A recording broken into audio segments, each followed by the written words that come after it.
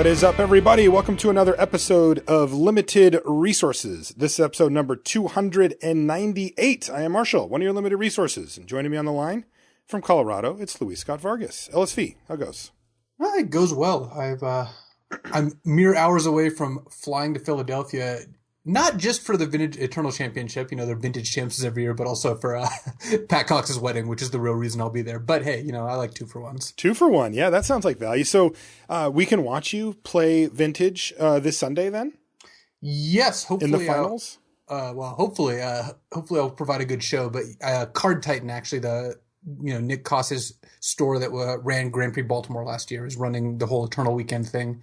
Legacy on Saturday, Vintage on Sunday. And I'll just be participating in the Vintage. Hopefully it's something good, but I have no clue yet. Pretty standard. Well, we'll keep our eye out for you. Before we get into the main topic for the show this week, I want to remind you that Limited Resources is brought to you each and every week by channelfireball.com. Make sure you check out gpctech.com. That's for the GP site for GP Seattle Tacoma up here in my neck of the woods, which is coming up on November 6th through 8th.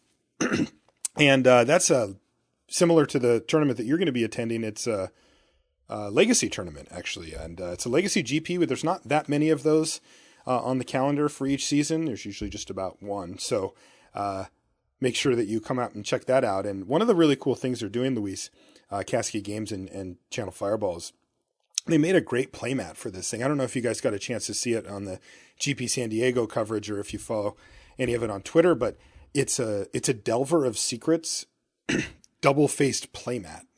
So the front is, scientific Delver guy, and you turn it over and he's the grotesque, fly thing or whatever, the insect elaboration. Yeah, there's basically two reasons to go to the GP, and one is casting Brainstorm, which is pretty sweet. The other, I guess, would be the playmat. If you like one, then if you don't like one, you will definitely like the other, is the way I see it. So there's something for everyone. Who doesn't like either of those things. Yeah, and I know there's going to be a lot of people that like both. Those cards do go quite well together, after all. And also, Luis, I did want to bring this up here. I've got a little bit of kind of LR related housekeeping stuff to cover before we get into our main topic. So bear with me here, but it does benefit you, the listener, especially our patrons from the Patreon, which is that I actually have one of these playmats. I have it in my possession, which is really cool. I got to go on the air with Tim Shields, who runs Cascade Games, works with Channel Fireball to put on the GPs, and they put a lot of effort into this playmat, into the double-faced Delver playmat, and I got to go on the air and help him kind of, bring it into the world and say, hey, this is what the playmat is, and this is the GP you can get it at. This is how it all works. And kind of as a way to say thank you, he gave me a copy of the playmat, which is great. I mean, it's a sick playmat. It really is. It's one of the coolest playmats I've ever seen, and I was really honored to have it. But I got to think about it, Luis, and my little gears get grinding, and I'm always thinking about our listeners, right? I like taking care of our listeners. And I thought, it would be really cool. What if I gave this to one of them? And so that's what I decided to do. I've decided that I'm going to give the playmat away to one of our patron subscribers. Now, the way this is going to work is I can't actually ship it until the weekend of the GP itself. That way it's not out in the world, before everybody else can get it.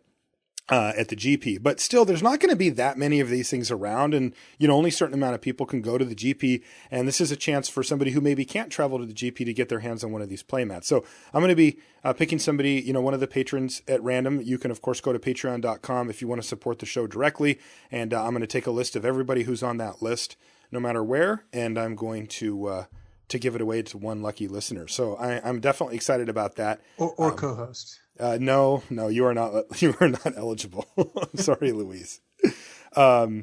Also, again, housekeeping. PAX. So PAX is coming up this weekend. It's in Seattle, again, where I live. And well, Luis, you're coming out. Next weekend. You're coming out, and it's you're going to cover the World Championships with the coverage team. Me and a bunch of the guys, and we're going to be covering the whole World Championship. That's Thursday, Friday. Skipping Saturday for kind of a down day and then coming back Sunday to do it. But yeah, we've got a really awesome coverage team in Marshall, and we're going to be doing, all the all the rounds of the World Championship on, like you said, Thursday, Friday, and Sunday. Yeah, now that leaves Saturday open, though. And you may be wondering what's going to happen on Saturday. What's happening is there's all types of awesome... I'm not wondering because I actually already know. Thank you, Luis. I wasn't talking to you. No, you're literally talking into my ear. No, I'm talking to a lot of other people's ear, it turns out, as well.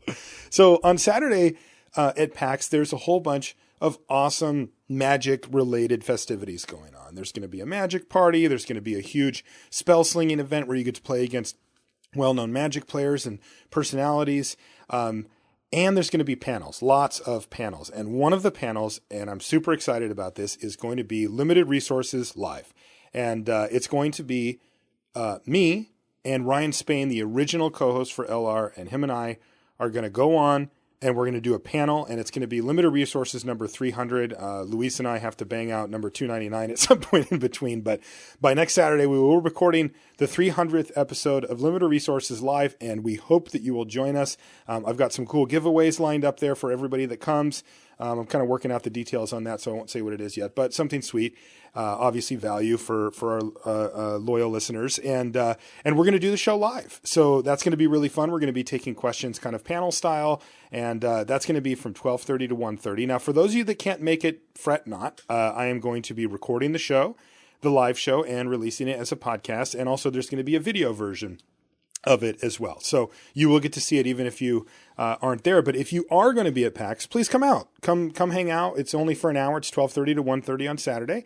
And I'm really looking forward to it. I think that I've never done anything like this, a panel, a live thing like this, but I think it should be really fun. One last thing before we get to our crack-a-pack and into our main topic.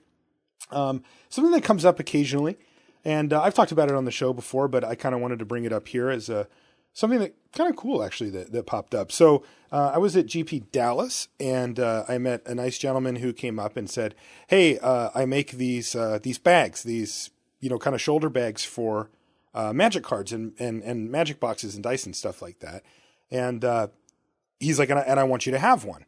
And this happens occasionally, and I usually just say no. You guys know how I am on the show. I'm real picky about stuff like that, and I don't like it. Just kind of feels weird to me to just take stuff from people or whatever. So I usually just say no. And I told him no this time. But then I was thinking about it on the airplane ride home. I'm like, this guy was really nice, and like maybe his bag's nice. I don't actually know. And I'm like, I could just give it to the listeners, right? Like I'll tell him. I'll just be like, hey, you offered me a bag. I don't need it. I kind of want to stay out of that loop. But I'll just pass it along to my listeners, and like it's a free bag for them. And and the more I thought about it, though, the more I was like, well, I don't want it to be like this sort of weird, kind of like selling out, weird feeling thing. So I told him, here's what I'm going to do. You send me the bags, and I'm going to do a review of them on the LR blog, which is what I'm going to do.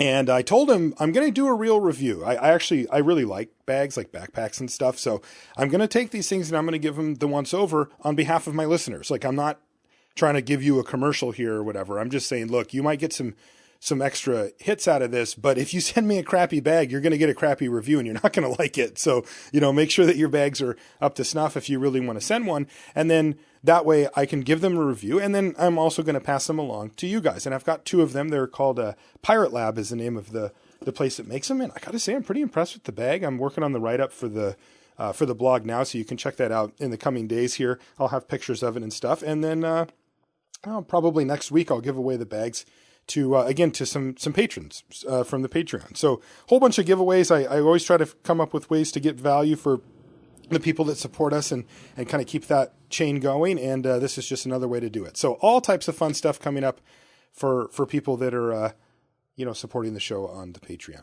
Okay. That's going to do it for the housekeeping. Thanks for bearing with me. Let's get into a crack-a-pack. Now, Luis, this person who gave me this pack, his name is Josh Sutcliffe. Do you think that we were related? Yeah. Do you think that him and I were related at some point in the past? It's very possible. No, it's not. I guess go far enough back, and yes, that is almost assuredly true.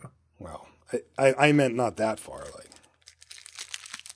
Well, thank you, Josh, for the pack, my friend and or relative. And let's see what Josh got us here. So our first card out of the pack, this is, of course, Origins, is a Volcanic Rambler.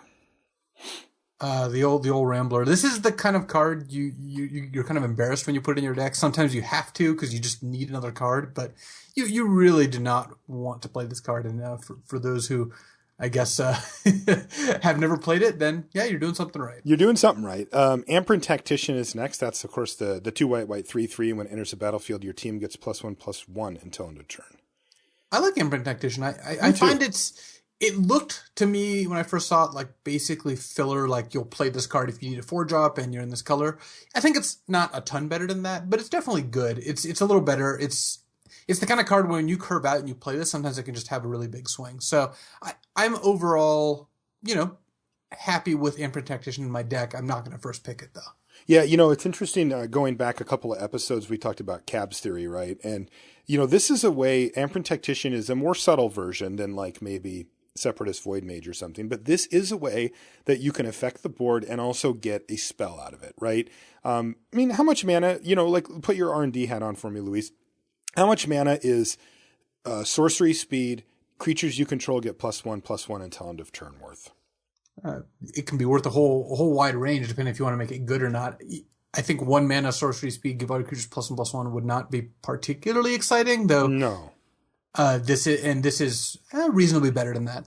Yeah, right. I mean, you're getting not a card worth of value on it. It's not that. I mean, I don't think that you would play a card that said that, right? But it's a half of a card or a third of a card or 2/3 or something in that range, and you're still affecting the board in case like you're behind and you just need a blocker or whatever.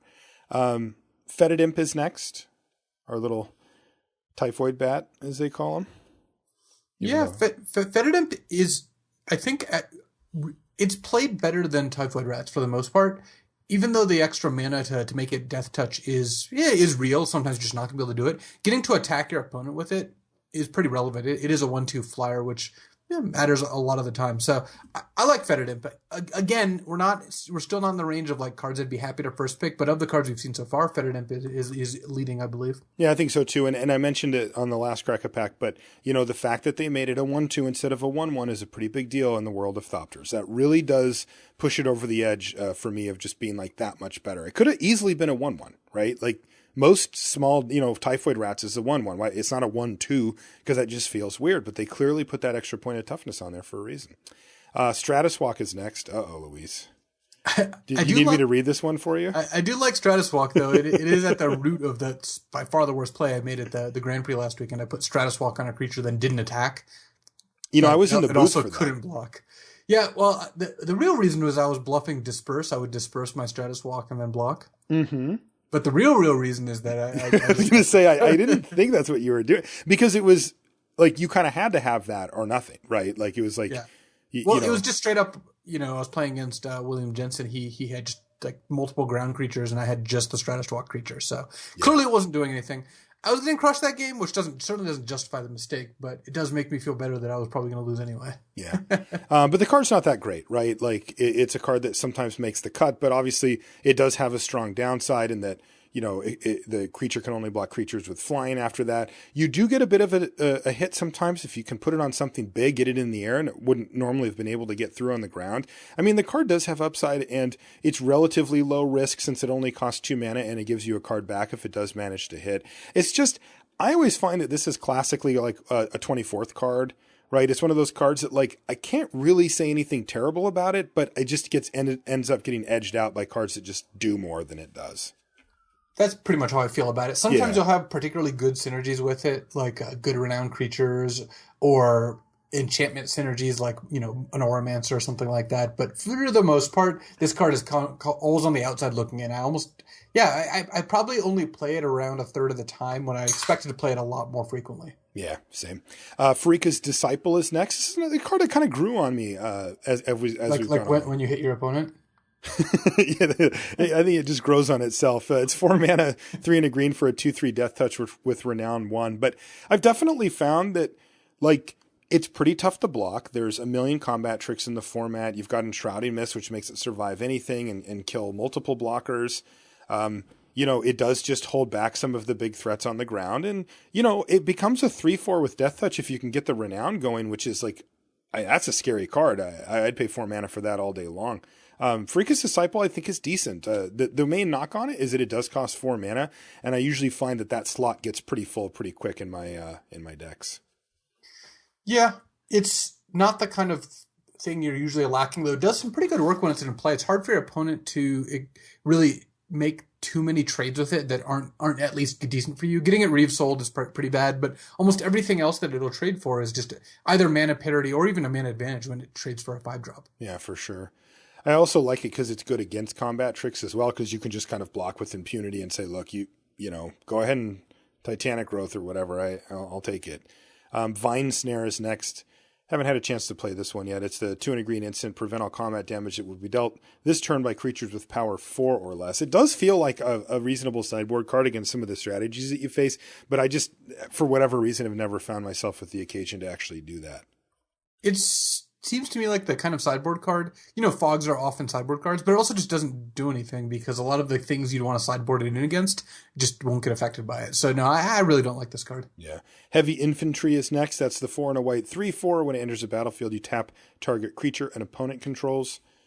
I have this in the sometimes I play it, but would rather have it in the board spot as well. This is kind of like the other side of Imprint Tactician, whereas Imprint Tactician is the filler that ends up being, you know, slightly positive where you're happy to have it there. Heavy Infantry is the filler that you're kind of unhappy to have in your deck. Yeah, and, you know, like comparing it to our next card, Pricklebore, you know, that's a card that I have seen people play pretty consistently in their aggressive red decks, and I think as a curve topper at 5 mana, it actually does a pretty good job. The thing hits hard. It's very difficult to interact with in combat, assuming that it gets to attack you. If it doesn't, it's a 3/3 for 5, which is pretty darn underwhelming.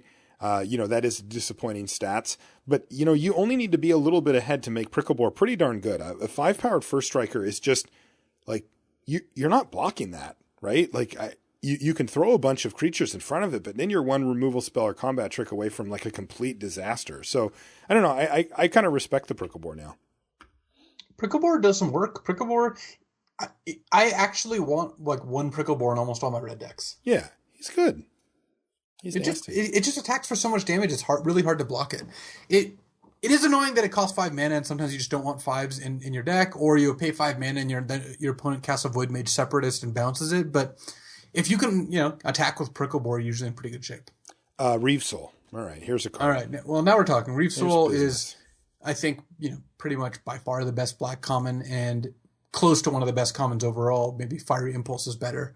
But yeah, Reeve Soul is just so efficient. It kills everything at its cost or less, and a bunch of stuff at its cost or more. Sometimes it even kills 4 drops. Yeah, you mentioned that earlier with the or Freakus 5 Disciple. with Pricklebore. Yeah, or the Pricklebore. I mean, it kills basically every card we've opened here. There's basically no deck that doesn't want Reeve Soul, and it's one of your scarce resources. So I think that efficient removal like this is just always going to be high picks, and Reeve Soul is about as efficient as it gets. It is. You know, looking at the pack, it kills Heavy Infantry, Pricklebore, Freakus Disciple. That's 5/5/4.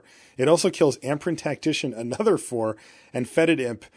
But you know what? Volcanic Rambler totally dodges Reeve Soul. Dreadwaters is next.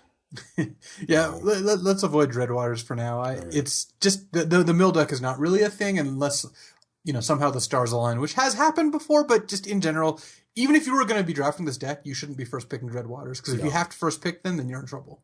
Now, this next card's been a really interesting one, I think, in the format. It's Ravaging Blaze.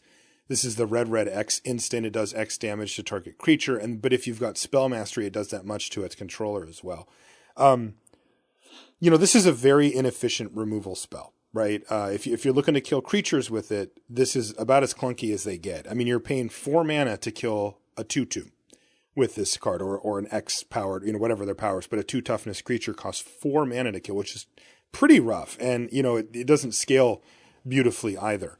But this thing can be your win condition. You know, if your deck isn't hyper aggressive and you are looking to go a little bit more to the mid to late game, Ravaging Blaze will kill something of consequence, you know, when you get to like 5 mana.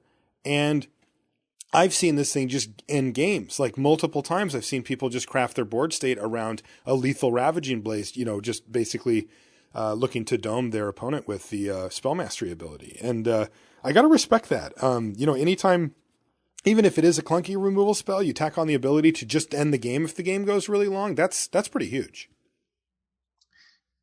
I like Ravaging Blaze. It can end games. I just can't take it over a Reeve Soul. Reeve Soul is just too efficient. Ravaging Blaze is the kind of card that was, sometimes it's the best card in your deck. You would never choose to draw any other card over Ravaging Blaze when you have 10 mana and a bunch of cards in your graveyard. But in the kind of games that are fast and go to 5 or 6 mana, Reeve Soul is just going to be better. Yeah, I agree. Goldforge Sentinel. Sure, whatever. This 4/4 6 flying mana, for 4/4 6. flyer. Yeah, it's pretty underwhelming. It is underwhelming. It's not even really have any particular synergies because the artifact deck doesn't want 6 mana spells all that often. But yeah, for the most part, it's just a fine card. If you want a 6-drop, you'll play it, but really don't be in a hurry to pick it up, which is kind of funny. This is modern limited. It used to be many years ago, 6 mana 4/4 flyer would be among the top cards in the set, but that is no longer the case. Yeah, now they're just colorless. Like, anybody want this? Anybody? Wow, man, if this was a sealed pack, we would be pretty happy with our start on a red-black deck. We've got Blazing Hellhound.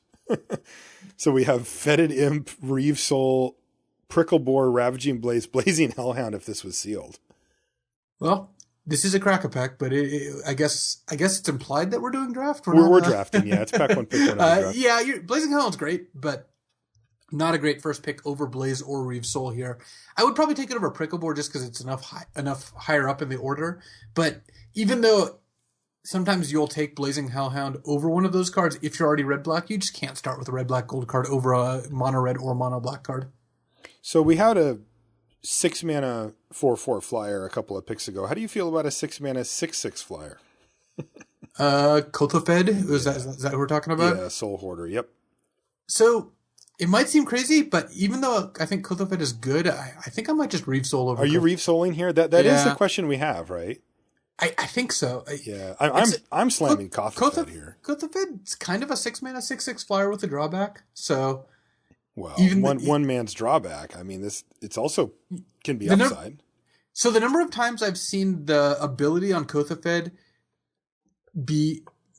change a game from losing to winning is so much smaller than the other way around, than the number of times I've seen it go from winning to losing, because the times when the ability is a drawback, it's really, really bad for you.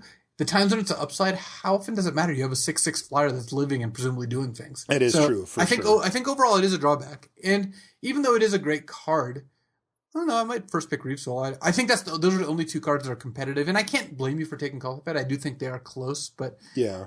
Yeah, I'm just taking Kothafed. Just very expensive. I agree. I think that this format is not. How is it that I'm the one advocating for the 2-drop? Yeah, well, what have we done to you, Louise? But I just can't ignore a raw power like this. I mean, yeah, I think that there's very compelling arguments to make on either end. I think if we ran it through the time traveling supercomputer, I do think that Reeve Soul would end up winning you more drafts by a small amount.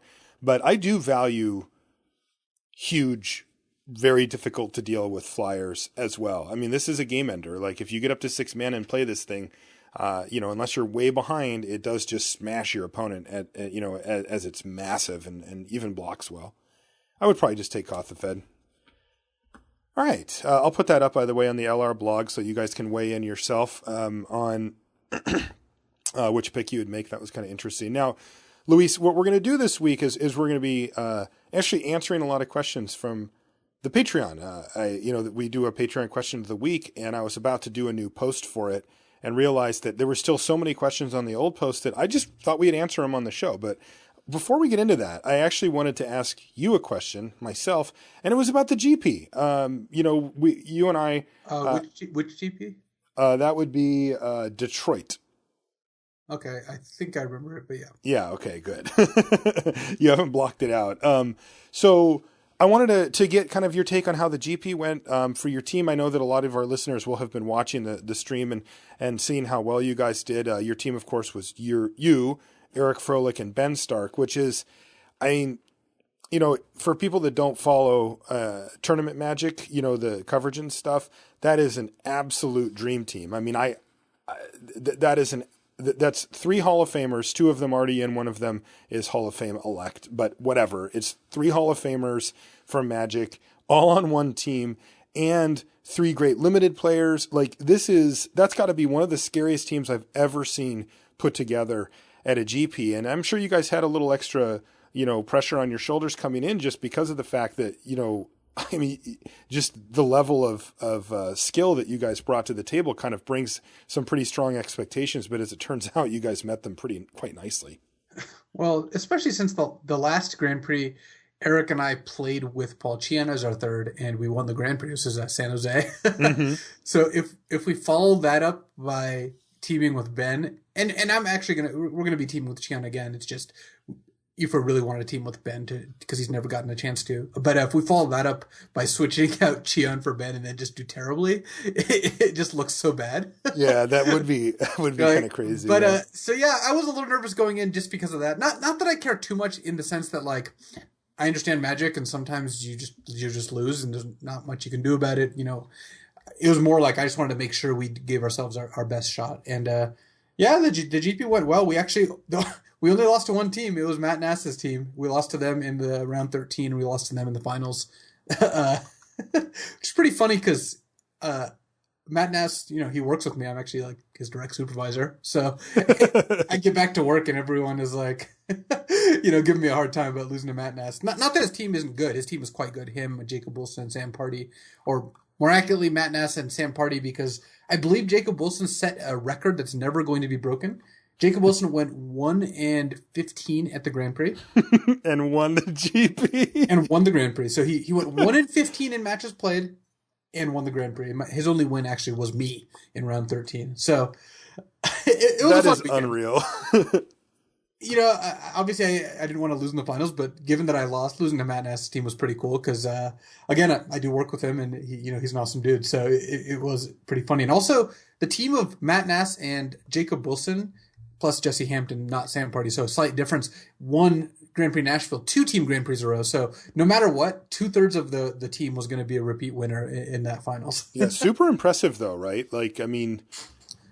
I'm not going to call my own performance super impressive, but well, sure. How about the people that won it?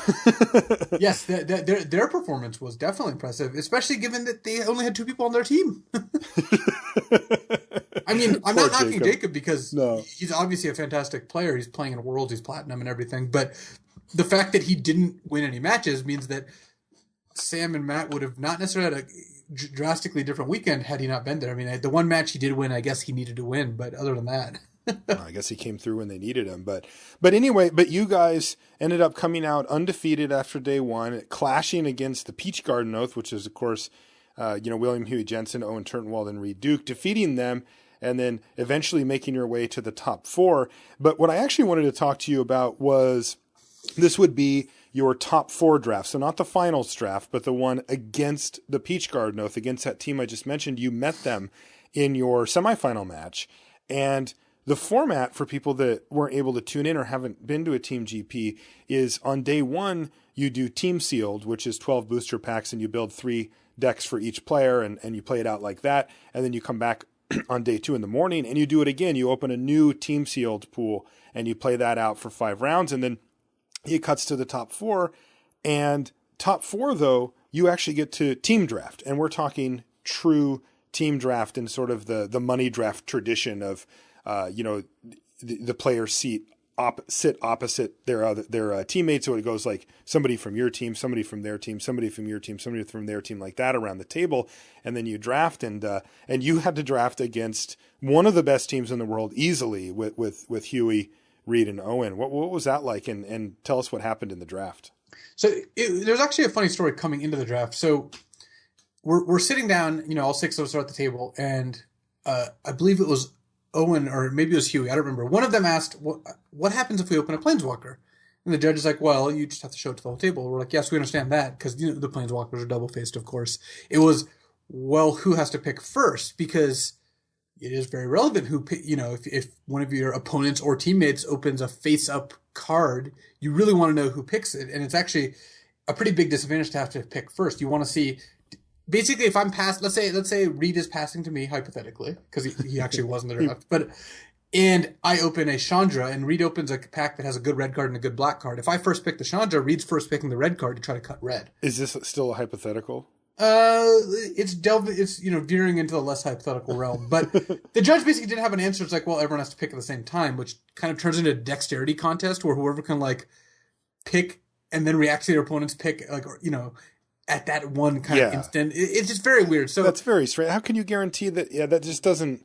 Right. That's not an element that you want in a tournament. It basically for doesn't Magic. work. So our two teams were like, look, if someone opens a Planeswalker, they just have to pick first. Okay, so you guys just kind of agreed to that amongst we just each agreed other. to it at the table. We're like, look, if any of us opens a Planeswalker, they pick first, then everyone gets to make their pick. That just takes the headache out of it. And they're like, well, what if two people open Planeswalkers? And we're like, okay, fine. If two people open Planeswalkers, then the person on the left has to pick first. Like the person who's getting passed to. So if someone directly to my right opens one, I pick first. If someone two to my right opens ones, I pick first. And they're like, well, what if there's two people on the opposite sides? They're equidistant. We're like, whoever has the lower seat number, because seats 1, 2, 3, 4, 5, 6. So we're like, all right, that's fine. At that point, we decided we were ready to go. And then I opened Chandra. I opened Planeswalker. So I just like rolled my eyes. I'm like, all right. And so this is where I actually want to talk about how, like, what it means in regular draft. Because in a normal booster draft, you're doing a booster draft. You open a pack with Chandra or Jace or what have you. And the Planeswalkers, all the Flipwalkers are quite good. They're good. You're generally happy taking them. I mean, Chandra is not like the best one. There are uncommons that are better than Chandra, like Whirler Rogue, for example. But let's say you open a pack with a Planeswalker. What you really should do is look through the pack and make your decision as quickly as possible. Then because if you take the Planeswalker, you want to do it before everyone else has picked. And this is in an individual draft, because this is the opposite. Let's say someone's passing to you. They're looking at whether to take a red card or a white card, and you immediately slam Gideon, Kytheon. If you do that, they're probably going to take the red card and pass you the white card. That's just better for both of you. So, it is their incentive to work with you in the draft to kind of let the flags be posted, and everybody goes, okay, well, you're in white, and I'll be not in white, and we'll both have a good deck. Right, and if you wait too long, they might just like make their pick, and then it could be much, much worse again for both of you. So in an individual draft, or if you're not going to pick it, pass it, and then they have more information there too. And in an individual draft, the faster you do that, the better it is for you and everyone like very close to you. So that is kind of interesting, because it's the opposite of a team draft. In a team draft, I took that Chandra fully expecting to get cut on red, but as it turns out, Ben, who was 2 seats to my right, passing to Reed, cut red pretty hard. Reed couldn't go red. Ben stopped going red. Then I went mono red, essentially. So, wow, that's insane that worked out like that. It was just a bizarre situation. The funniest part about it for me was us having to like make a decision about like who has to pick first with a Planeswalker, and then me just opening a Planeswalker. And then you just snap opening one. Yeah. Did you feel like, because in my mind this is a downside, right? Like I think this is a cost. Having double cost cards rather than a feature. Double fist cards making draft awkward is not something that I think is great. You have to understand what it means, but for the most part, I don't like it. Yeah, I wish that they could have just maybe, because I know that they can't do this because they need it to be the same experience across all tournaments. But in this case, this is a GP, so the packs are opened ahead of time, and so what that means is if they see, well, there's a Planeswalker in the pack, they could replace it with a checklist card and just mark the checklist card so that when you open it up, and they could just explain that to you. But I get it. Like from the judge's perspective, I wouldn't want to do that either, because that doesn't accurately reflect the way that these cards are played, in tournaments across the country. Right. No, I don't like that. So. Yeah, I don't like it as a solution, but it did, twinge. I was just like, God, I wish I could have just done that. Right. Cause like there's a lot on the line, and it really does kind of screw it up. Right. I mean, you must have been conflicted, right? You're like, great. Like, I'm not going to pass this awesome card. But at the same time, Reed's just licking his chops there like, all right, buddy. Well, I face up picked a double red card that I want, that, have incentive to play. So it's in Reed's best interest to try to cut red as hard as he can. As it turned out, that didn't work out, which I would have to sit in Reed's seat to know exactly how that ended up happening. Again, I drafted mono red, which I thought was like pretty bizarre. I had a couple black cards in my deck, but I can't believe I had that 20 red cards in my deck. Yeah. So I don't understand how that happened really, but hey, I'll take it. I ended up winning my match against Huey. Yeah, you did. That was insane. Anyway, I did want to say though, congratulations on the great run. Condolences on the loss. It was, bittersweet. I know there was a lot of people rooting for you guys, and of course for Jacob Wilson and company as well on the other side. But I think for me, Even just setting aside my natural bias, just I'm friends with all three of you guys and I like you guys a lot.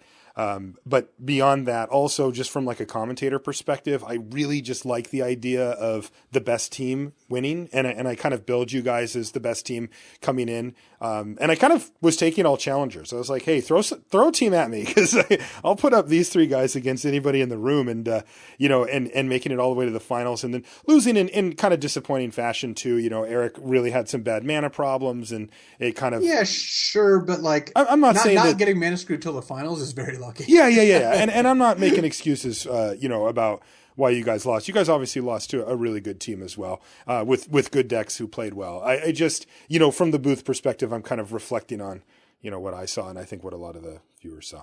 Okay. Why don't we get into our questions? We've got a whole bunch of questions to answer, and we don't do these type of shows often enough. I think these are really fun, and they kind of open up little mini topics for you and I to talk about, Luis. And so let's just dive into them. This first one, and by the way, I want to reiterate that I took these questions from the thread on the Patreon. So if you want to be able to add questions to threads like this, normally I pick one to answer per week, but occasionally I might just do this and rip off a whole bunch of them. You can go to patreon.com/limited resources, and if you sign up for any amount, you can set it for as low or as high as you wish to give back to the show. You'll get a thank you card, and you'll have access to the Patreon for the feed for patrons, and that will give you access to posting in the threads that I post there for the questions. So that's how you can participate if this appeals to you. Garrett Wyckoff says, a friend of mine has been back to the game for just about a year and has been drafting for about 9 months, but he feels as if he is not improving. He listens to LR and drafts every week.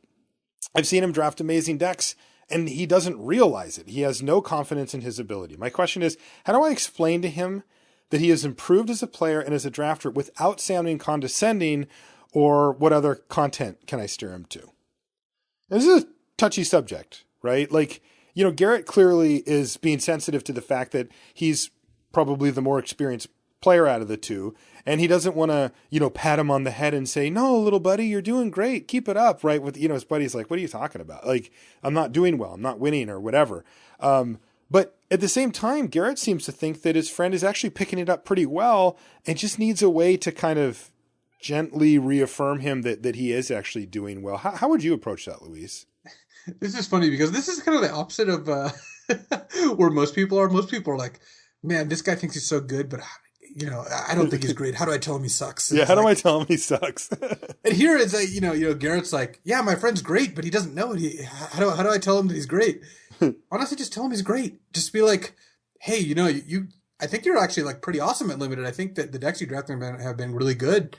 I don't know. Just tell those things. If you think those are true, your friend's not going to get mad at you for saying them, especially since these are just compliments. No one gets mad for compliments. I don't think you're going to sound too condescending here. I think so too. And I've been teaching my friend Adam to play, and I make sure to when he does things that are correct, and when I notice that he is improving, I always point it out to him, and I don't think he takes it as condescending at all. You have to be willing to balance that by saying, here's the areas where you can improve, and this is how we should go about doing it. As far as other places to look as far as content goes, I do draft videos on channelfireball.com. Luis does them as well. I do make those with the intent of explaining my actions so that you can use them. Obviously I'm not like, I don't play perfectly or whatever, but you can at least see why I'm doing the things I'm doing and maybe learn something from that. A lot of people just watch the draft portion as well. If you feel like you're not drafting good decks or whatever, you can, do that. Cause I feel like I do draft pretty good decks. My play in the games, I think, is not up to the level of a full-time professional player, but I do fine. Luis, he makes draft videos too, and there's draft videos from, full-time platinum pros on the site too. So that's definitely another place that I would check out if you're looking to improve. Honestly, I like the LR Cast subreddit as well. People tend to post pictures of decks. They post, questions like, what would you do with this in this draft pick, or how would you build this deck, or, just format questions, that sort of thing. There's a pretty good discussion there, and got a couple thousand people on it, and the more the better. Yeah, I'm always impressed by the people that take the time to really write a well thought out response on there as well. There's some really great info. Our next question is from Mark Romanowski. He says, what's the fewest creatures you would normally run, assuming you're not short on playables and your non-creature spells justify their slots? Under what circumstances would you push the limit? He says he normally includes 15 to 17 creatures, but is often tempted to cram 1 or 2 more sweet sorceries or artifacts. This is an interesting one that somewhat speaks to what we were talking about earlier with the whole cabs theory thing, right? You want to affect the board state, and sometimes these sweet sorceries and artifacts don't do that. And I think that every one you add to your deck, it starts to take a bigger and bigger toll. I think the first 2 or 3 are usually worth it because you're, including them for a strong reason. You're putting a Read the Bones in your deck because, it's such a powerful card drawing spell. But, your 5th Read the Bones or Read the Bones type spell looks so much worse, right, than the first one. And I think the diminishing returns. This great deck with 5 Read the Bones. Yeah, come on, no way. And I mean, even if you I think an even better example would be Divination, which is 2 and a blue for a sorcery. It says draw 2 cards, and that's a good card in limited. I tend to run my first Divination every time. Luis runs his 4th or 5th every time. But look, like I said, if you are running 5, that is not good. You do not want 5 divinations in your deck. And, if you're trying to win a GP or whatever. And so, for Mark here, I would say be cognizant of how many you're adding, because the more you add, the worse it gets for you. And you really want to make sure that those are really keeping their slot. And for those last few slots, I would default back to creatures. I usually run 15 to 17 creatures as well. And I would look to run in that range rather than cramming a couple of them out for a couple more sweet artifacts or whatever. Actually, I have to disagree a little here, or rather, I don't disagree with the thing you said, but I don't think that was that. It wasn't a complete answer, because it's not like spells are divided up into creatures and divinations. Mm-hmm. There are also, removal spells, and removal spells that you're generally going to play all of them that you have. You can definitely run like a 10 creature deck if you have enough removal spells, assuming you have a reason to take the game longer, because the game will go longer. If you're playing a bunch of Shocks and Doomblades and your opponent's playing a bunch of creatures, you're going to take the game a little longer because you're not going to be finishing your opponent. So that's where the divinations get better. It's actually where the 6 drop, dragons get better. But your inevitable finishers of whatever type. Right. So it's not. 15 to 17 creatures is a good rule of thumb.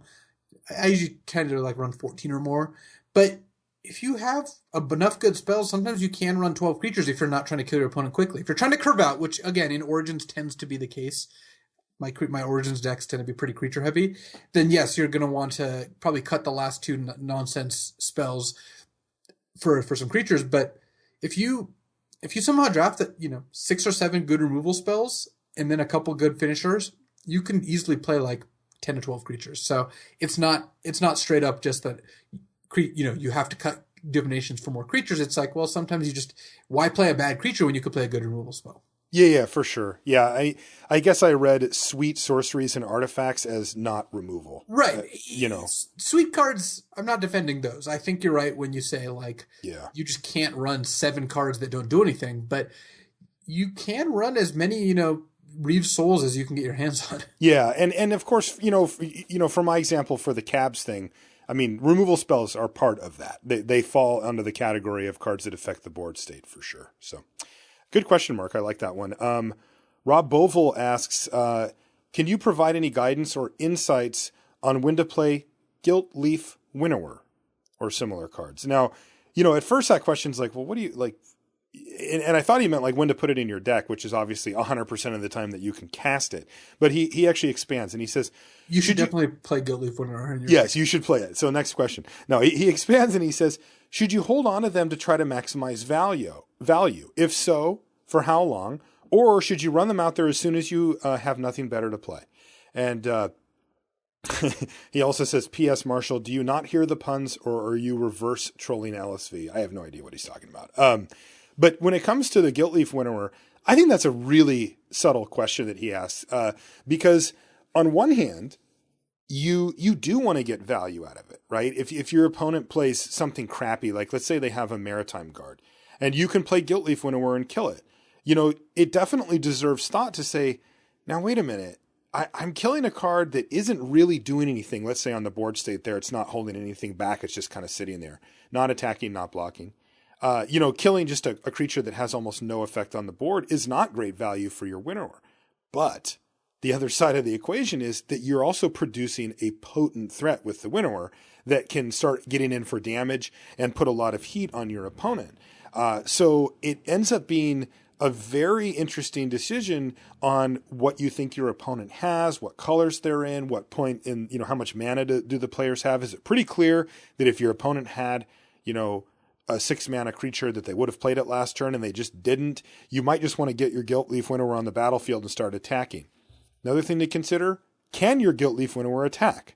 If you play it, does it have a clean attack? Remember, it has menace, but, if your opponent has 4 or 5 creatures, a whole bunch of, let's say, 3/3s and 2/2s on the battlefield, your Winnower is probably not going to get through for damage anyway. So it might actually be worth it to keep it in your hand and wait until, they play whatever, a Vastwood Gorger or something that would be tough to deal with otherwise. And then you're kind of using your Winnower as a removal spell with upside. On other scenarios, you will have curved out, right? You'll have played a 2-drop, a 3-drop, maybe another 3-drop on turn 4. Now it's turn 5, you play your land and you can play Gilt-Leaf Winnower. And I've ran it out there without killing anything. I've just, look, it's my 5-drop in this curve and it's an evasive, high-powered creature for 5 mana. And I'm just going to beat down with the thing.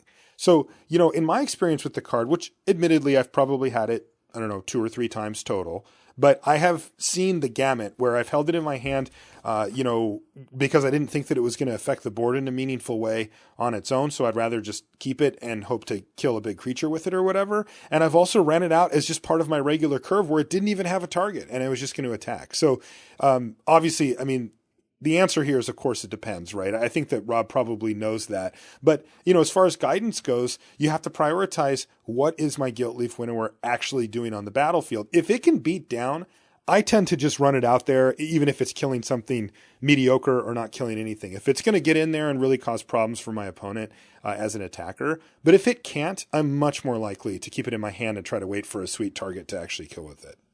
Gilt-Leaf Winnower is actually a really interesting card to ask this question of because it is good on the attack, right? It's an actual good threat, 4/3 menace. Mm-hmm. And because it hits like a kind of narrow range of things. It hits a lot of things, but it doesn't hit everything. Certainly. It's no, Shriek Maw. It's no like you play this, you'll definitely kill something. So one of the biggest additions I think I have to make to your answer is it really depends on which game it is. Because in game 1, I'm gonna be a lot more liberal with my removal. Like I'll play Gilt-Leaf Winnower for, if I'm getting decent value, if I'm killing like a 3-drop or something like that. Or, mm-hmm. or likewise, I'll play an Unholy Hunger, just like your, straight up removal spell when your opponent just has like a 4/4 in play. But then once you see something really big, like you see a Kothafed for your Unholy Hunger, or you see, like you said, a Vastwood Gorger for your Gilt-Leaf Winnower, I'm much more likely to try to save it in games 2 and 3 because I have a lot more information. Or you play against someone and they play a whole game without playing a single target for Winnower, then I'm just running it out game 2 because I don't really have a reason to think that they're, flooded with targets, especially if you played like a medium to long game. So you get a lot more information later in the match, and this is something that's really important. One of the things some people do is they write down every card their opponent plays, just so that when they're thinking about things, they can just look at that list and just see if anything keys off of it for them. I personally don't do that because I don't want to spend time writing something down during a match, or I'll just think about everything that's going on. But it works for some people, and so you definitely is something you should be considering, because if you don't have a good memory for what your opponent has played in game 1, then you're going to make worse decisions in games 2 and 3. You need to know when you're playing against a deck where you need to save your removal spells like desperately because they have these awesome creatures, or when you're playing against a deck that's just all terrible creatures but is very aggressive and you just have to use your removal on anything you can. Yeah. One other thing that came to mind while you were saying that too is it also depends if I have another 5-drop, right? Like if I get to turn 5 and I have a decent attacking 5-drop, like let's say a Pricklebore or something like that, and there's no target for the Winnower, I will default to the Pricklebore and then follow up with the Winnower because it just gives my opponent one more chance to give me a target for it if I'm going to be able to attack anyway. Yeah. Sure. All right. So thanks for the question there, Rob. Next is from Daniel, and Daniel says, I'm new to MTG and I'm very enthusiastic about the draft format. I love it. That's great. Specifically, after drafting an amazing green-white aggro deck at the local game store last Monday, I had great luck in the draft and almost finished 3-0 if it weren't for a lucky draw win from my opponent on my last almost won game. It really pumped me up. So, so Daniel's not that new to Magic, since no, he knows the art of the bad beat story here. He says the unanimous recommendation on getting better is practice, practice, practice. I get that. The thing is, it adds up. He says, what suggestions would you have for trying to minimize the overall ramp up cost of learning to play well and getting the most experience out of our money? I think one of the best things that you can take advantage of now that, again, and I've said this before, that you just didn't have access to when I was learning how to play Magic, was there's so many people just making videos, streaming. Streaming is awesome. There's a lot of really good, talented streamers that, will do, and they all love to draft. That'll draft, and you can watch them go through their thought processes while, and what they're thinking of when they're taking something and what they're doing during a game. I, of course, like Paul Cheon stream Houmph on Twitch. He does, a pretty good job walking you through things. Marshall, you tend to stream after dark. I always get the emails from Twitch that you're streaming at 1 a.m. Yeah, I do. Yeah. There's plenty of other streamers. Just look at, just who's on the Magic channel. While going through it. Gabby Spartz is also a good streamer. She's one of my especially favorites. Since she's just getting into competitive Magic. She's now a year in or something. Mm-hmm. So you can kind of follow along her as she gets better and better as she goes through this process as well. So streamers are awesome. Videos I think are good. There's a lot of video content on plenty of different websites, articles as well, and then using that to kind of figure out, a lot of it can substitute for a lot of the practice. Obviously, like, you playing your own games and you doing your own drafts is huge, but there's also like draft emulators that you can look at. I'm sure if you go on the like LRcast subreddit, for example, there are people posting about those, and you can look at ways to do sample drafts to try to figure out what's going on, and then that way, when you do have your limited time to practice, you get the most out of it because you've prepared yourself as best as you can. I mean, I guess this isn't technically Magic, but before I played Magic, I actually played Street Fighter very competitively. And I didn't know that. I played in tournaments. I was on my school's team when you competed against other schools.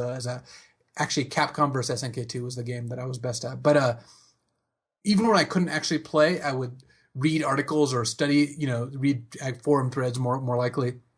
And watch videos and stuff. So that way, when I actually could get out to the arcade to play, I was making the most out of it. I was, I had things I wanted to try and, strategies and whatnot and things I wanted to practice. So that way I didn't get there and think, oh, what am I going to do now? And it's the same is true for Magic. Instead of just kind of showing up and not in just like, well, I'm just going to do a draft, which is fine. There's nothing wrong with that. But if you want to get better, sometimes you do want to like internalize a bunch of lessons and show up at your draft ready to put them into practice. Yeah. I like the subreddit suggestion here too, because this way, the drafts that you do actually make it out to, if you're willing to take some notes or, generate some questions or some data from those about which pick should I make and that kind of stuff is, you can bring that kind of stuff to the subreddit, to other forums and really kind of deep dive on the ones that you're going to, because look, if you can only do so many drafts a week yourself, you can live vicariously through streaming and videos and stuff, but for the ones that you do yourself, you might as well get the most out of it. Right. And that means, taking some notes, recording it, whatever it is, to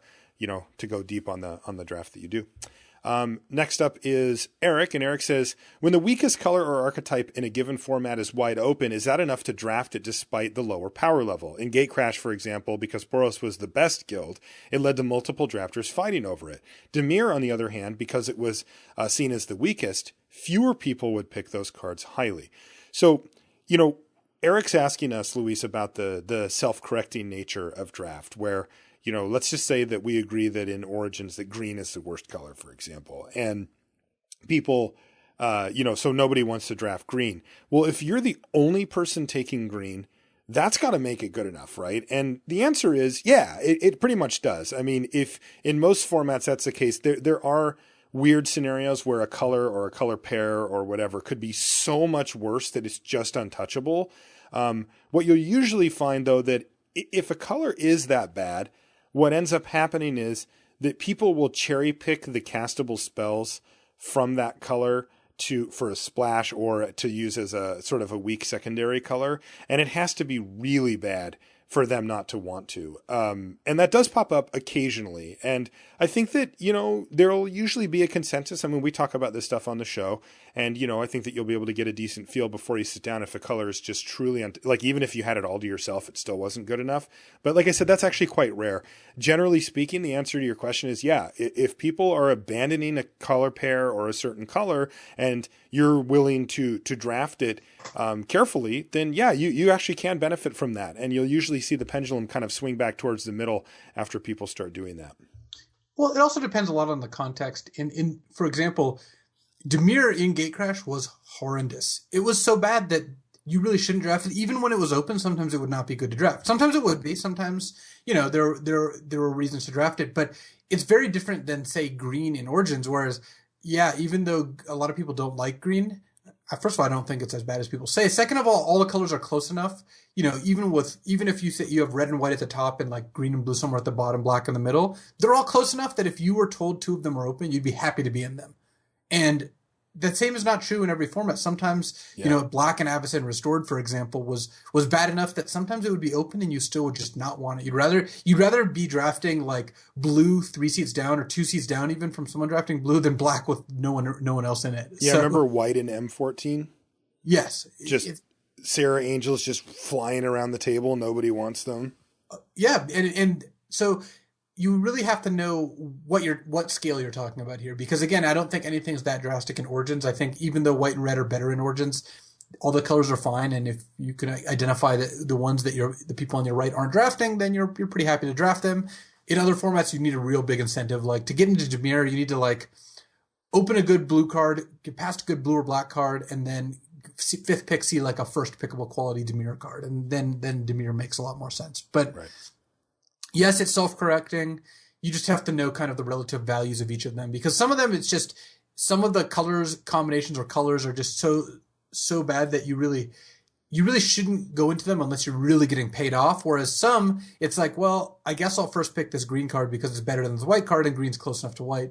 Whereas others, it's like, I'm not going to first pick a white card in this format because it is not playable. I will fifth pick a white card if it's really good, because at that point the signal's clear, but I'm not starting there. So right. I don't think Origins is like that, like I've been saying. So I think we're in a spot where you can kind of just spend your first couple of picks trying to figure out what's going on. Yeah, I've drafted plenty of green decks in Origins and done just fine with them. So yeah.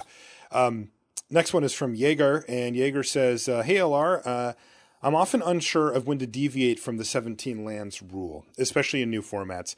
I often jump up to 18 if I have a single 7 drop or multiple good 5 and 6 drops, and sometimes I go down to 16 if I have an aggressive curve, including nothing more expensive than 5 converted mana costs, but I'm not sure if that's right. When should a player run 18 lands? When should a player run 16 lands? Is there any good rule of thumb for this?" And then he says, "Thanks for the great work." He didn't say that part. That part you made up. You just added it in. I did not. Thank you for the compliment, Jaeger. So there is, I mean, I have a rule of thumb that I use for it. I almost never go to 16 lands. If my curve goes to 4, I will sometimes go to 16 lands. That has happened, but it's very rare for me to go to 16.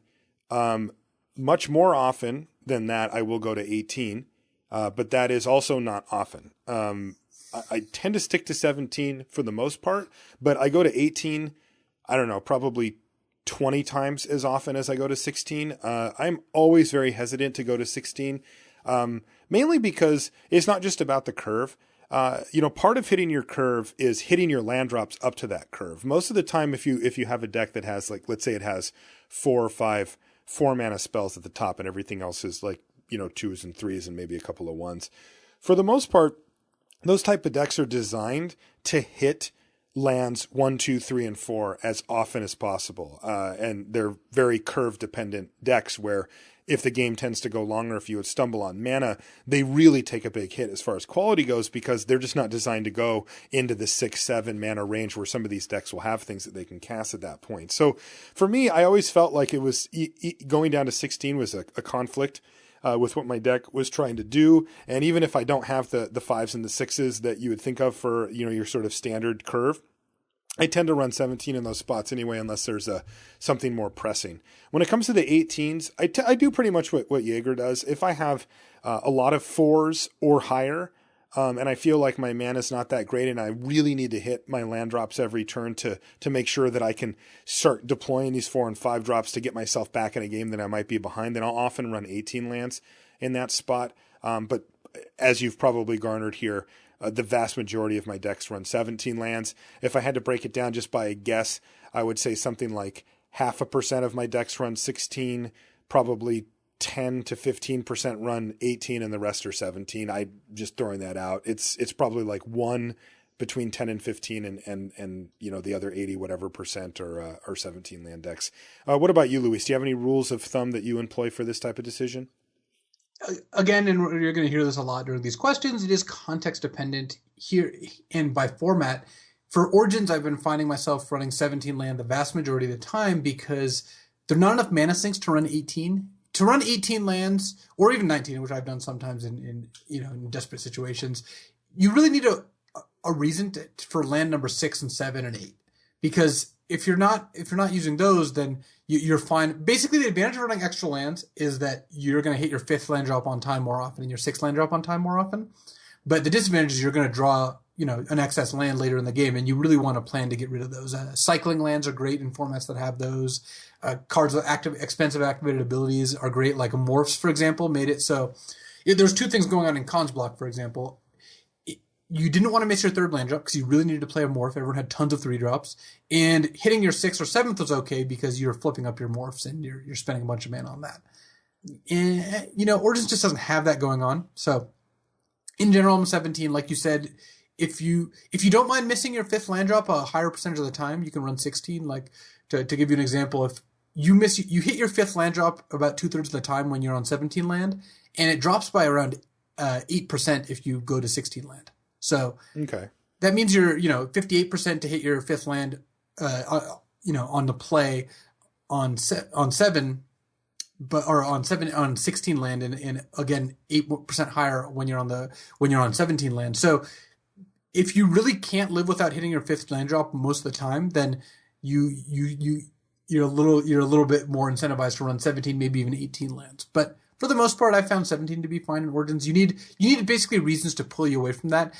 And it's not like I calculate all these things out when I'm building my deck exactly. It's just that I know what 17 land does for a deck, and that means you're going to hit your 4th, 5th, and 6th land drop a decent, at a pretty high rate, 4th and 5th especially. If I really need if I have a deck with 3 6 drops and a 7 drop, then 18 is much more justifiable. If I have no cards that cost more than 4, 16 is definitely justifiable. If you're playing one of the weird formats where you have a bunch of 0 to 2 mana spells, especially ones that cycle, you can sometimes run 15 or even 14 land. If you're fine getting stuck on 2 a lot, 14 land and 15 land actually work pretty well. But that's not a format we've seen for a while. Not for a while, yeah. Next up from Scott Osterling, he says, "What's the most effective card in the Gotta Catch 'Em All cycle for limited in Magic Origins?" He also said you guys are really doing a great job. He did not. He just actually just added Luis. that. He didn't say that. Look, how dare you put words in Scott Osterling's mouth? Everybody has the exact same amount of evidence for this one as the last one. Yeah, so. I'm sure they all believe you. So God, this whole cycle has been really disappointing. Well, yeah, I mean, so the cycle is Undead Servant, Cleric of the Forward Order, Fairy Miscreant, Timberpack Wolf, and Infectious Bloodlust. Right. So I think the best one is Cleric of the Forward Order. I agree, but not because you want more of them. That's why that's the I'm funny thing. It's the best one because casting it by itself does something. Yeah, every single other one doesn't do anything by itself, except for the Wolf. The Timberpack Wolf and the Cleric are the 2 good ones because they're just cards. Yeah, and Timberpack Wolf. The first one is just a 2/2, but the second one, gives you a little bit of value. Sometimes you draw your 2 Timberpack Wolves and it just feels awesome. So if I had to rank them, it'd be Cleric first, Timberpack Wolf second, but not by a ton. And then the rest are just if you get it 4 or 5, maybe they're good. But yeah, these are kind of a flop. I've been feeling this about Origins that all the build arounds just don't get there. No, they do not. None of them are yep, I'm going to do this thing. It's always yeah, we told you about this thing, but it's not really real. Don't do it. Right, and that's how these have played out. So I've been disappointed by those cycles for sure. Jeremiah Ratliff is next. He says, "Hey, Marsh Hulk, That's right. This is to me, not to you. LSV always talks about having a plan while deck building and playing the game, but also even while drafting. However, you have also mentioned that you should stay away from trying to force a color or archetype when drafting a format. I was just wondering where the balance is between the two. I feel like after the first 2 or 3 picks, I can come up with a plan or archetype, but I just don't know where having a plan ends and forcing begins. Can you shed some light on the subject? Thanks, Jeremiah. So this is I think he maybe misunderstood you a little bit about that, right? Like you don't actually advocate having a plan as far as forcing an archetype when you sit down. You're actually on the opposite side of that argument. You're not answering because he didn't talk to you. This wasn't addressed to me. I'm sorry. Yeah, I had you read already. But I do think that I think he may have misunderstood a little bit about it. To answer his question though, about where that line is, for me, that line usually is actually at the beginning of pack 2, is where I find that things start to become very solidified for me about exactly what direction I'm going. Now, it does happen earlier pretty frequently. As early as pack 1, pick 3, pick 4, if I pick a great white card, I get shipped a great white card, and then I pick a red card, and then I get a sweet gold, red, and white card. I'm like, okay, we're doing it. Like this is the path I'm on, and I want to stick to this as much as I can. But it doesn't normally work out that cleanly in a draft just because there's so many different factors flying around. And for me, what I usually try to do is kind of have some feelers out in the first pack so that I'll know kind of what my main color is, and then a couple of different directions I can go with colors or archetypes.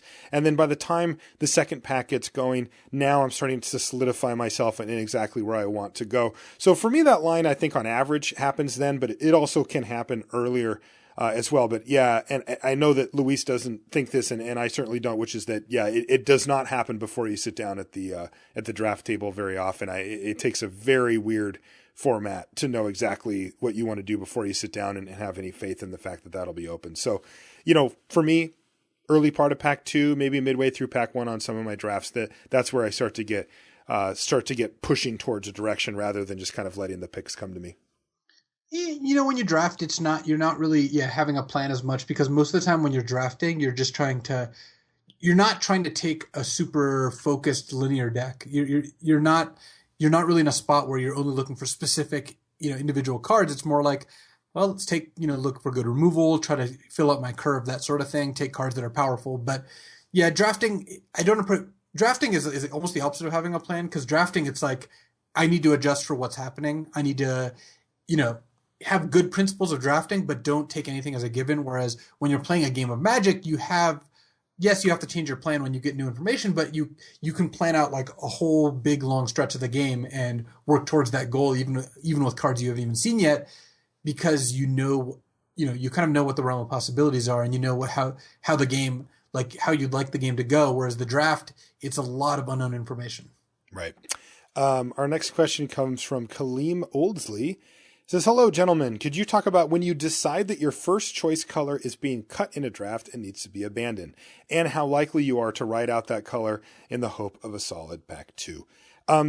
This isn't a question that you can that we can answer directly. It's going to change, but it's a field thing, right? I mean, I think it starts to become pretty obvious if you first pick a white card, and then by the 4th pick, there's not that many white cards. And then by the 7th pick, you haven't picked up another good white card for your deck, that your color's probably not open. And even though you may have dedicated a first pick to it, that it's time to start shopping around for something else.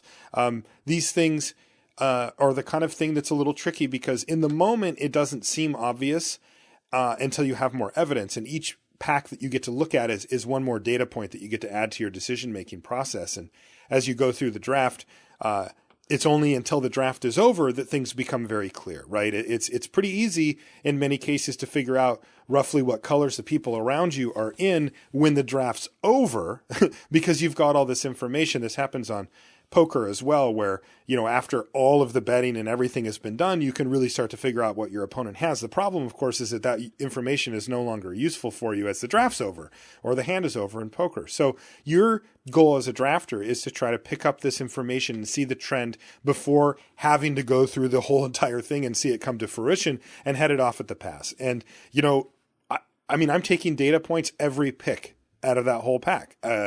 And no single one signifies to me that my color has now been cut and I'm not going to do it, but I'm accumulating data. And by the time I get 4 or 5 or 6 picks worth of data going, I'm starting to make assumptions about what the person to my right and the person to their right are drafting.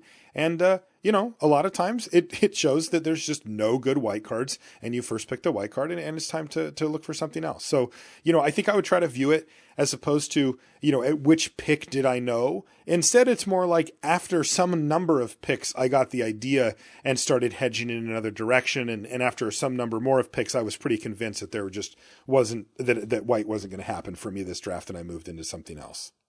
What you really need to do is don't count the first or even like the second pick as useful information all that much, because those are like the first pick, clearly the people to your right had no input on. So you first picked a white card means nothing. That's not a signal at all. No one else had an input. Second is like, if you get past a pack with an uncommon or rare missing and there's a great white common, that does not mean that white's open. The person to your right could have just taken a good white rare uncommon over it. So you really want to concentrate on picks like 3 through 6 or 7. If you see 0 really good or even just medium white cards, especially, then that's a much bigger sign that it's closed than anything you'll see in the first couple picks. The other thing that I end up doing often is, one of the strengths of staying in one color is, let's say I first pick a good white card, second pick there's no good white cards, and I take a good blue card. It's just by far the best card in the pack. Third pick I take another decent blue card. Fourth pick I have a lot of incentive to take a good blue card if I see it, because if at the end of pack 1 I end up with, like, let's say 2 white cards and like 5 or 6 blue cards, if I open a great red card I can just take it. And you can just go into another color, especially if pack 1 then you noticed a couple of cards of those color. So I think I'm happiest on this planet when I'm in that scenario. Yeah. I love being in that spot, man. Yeah, being in the spot where you can just take the best card you see, even deep in the draft, is just so awesome. And that's one of the strengths with trying to stick to one color. I'm not saying you should take a blue card that's a 4 out of 10 over a red card that's like a 6.5 or a 7 out of 10, because that's a big sacrifice. But when there's 2 cards that are close and you have 5 blue cards already, just take the blue card and then, try to figure out what your next color will be later. Because especially if blue is open enough in this example that you can end up with reliably 16 or 17 blue cards, which is very doable, you have a ton of freedom too, because you can draft, red for Chandra's Ignition and then a Fiery Impulse and then 4 medium red cards, even if red's cut off. Exactly. And you'll still end up with a great deck. Yeah, I love that. Our next question comes from Jess Riley, who asks, just wondering, as a player, how do you deal with other players and their salt? Is it best to ignore it, especially online, as much as you can in person? Or is there something you can say or do to make the experience better for the both of you? And, of course, salt refers to when people get frustrated after losing, usually, or maybe just even in a game they didn't, hit their land drops or whatever, and they get mad about it. And, some people show it more than others. Most people do get frustrated by it in the moment, but it does affect different people on different levels. I know for me, as a player online, I ignore it. If somebody whines to me in the chat, I'm not going to chat with them. I know what they're doing. They're venting, right? They're just sort of letting it out, and I'm just going to let them do that. I don't take it personally unless they, really go after me personally, which, thankfully doesn't happen. It's usually just like, oh, you got lucky, or I run so bad, or the shuffler, or whatever. And they're whining about it. But I find that there's really nothing that I can add to that. Like, I'm not going to make them feel better. And that's not what they're asking me to do. They're just sort of letting out their frustration. And while it might not be, the most mature way to handle it or whatever, it doesn't really bother me, so I ignore it. Now, it does become a little different when you're in person, though, because that person's sitting directly in front of you, and they're mad. They didn't want to lose that way, or they didn't want to lose to you, or whatever, and they're going to get frustrated about it. And my approach is generally to just kind of stay out of their way.